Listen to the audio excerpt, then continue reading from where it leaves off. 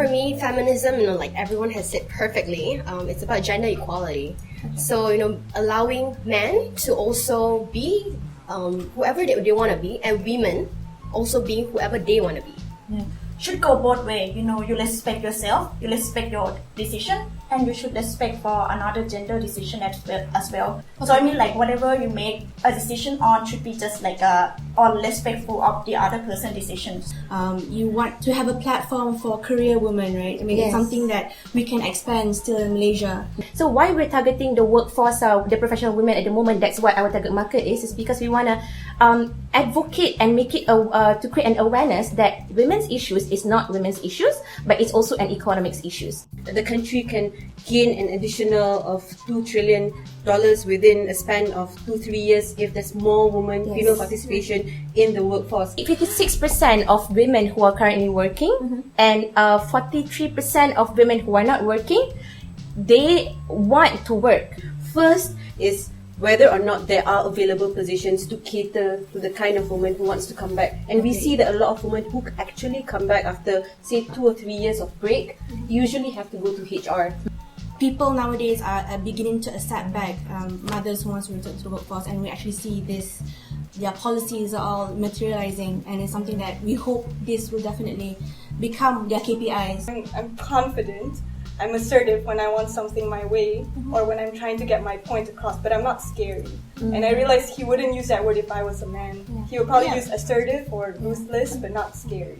Whenever a man does something like that, when they're being ruthless or being like cold-blooded and being very clear, then they're leaders. But when it comes from a woman, ice queen or bossy or strict or doesn't have a life or she needs to get laid, all those kind of things that you hear that. But it also creates a very important awareness for men to realize that, hey, there are all these problems. We've been fighting for our own careers, for our own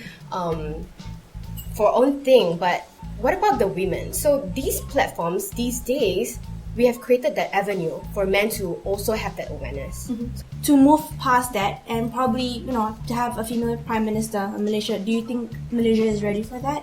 My answer is why not? Like, why not? If a female is capable of being a prime minister, why not let her be a prime minister?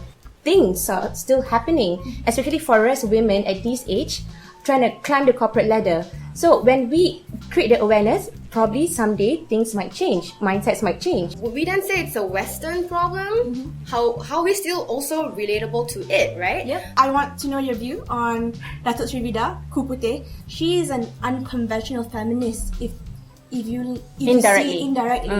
Firstly, it's interesting that when a woman does this, then suddenly you need to label her as a feminist or not a feminist. Yeah. She's a really, at the end of the day, you strip it down, she's a businesswoman. Exactly. I think my answer to that, if I have to work from 9 to 5 following how generally time works best for men, I have to wear a suit and pants to work, I don't think there's anything wrong with asking 14 men to wear clean shirts. Really, that's my answer. But vice versa, we should also be aware of what men are facing. So because men are also being stereotyped in certain ways. I mentioned earlier, our target market is professional women. So via this career program, we are gonna give these women who are who meets the requirement to be our mentees to have mentors. So these mentors are like the likes of CEOs of head of departments of big corporations. So like if to teach them the soft skills or the skills that they need in order to achieve that target that they want at their workplace. Yeah, so that's our career program and also our circle dialogue. So do get our updates from our social media. Yeah.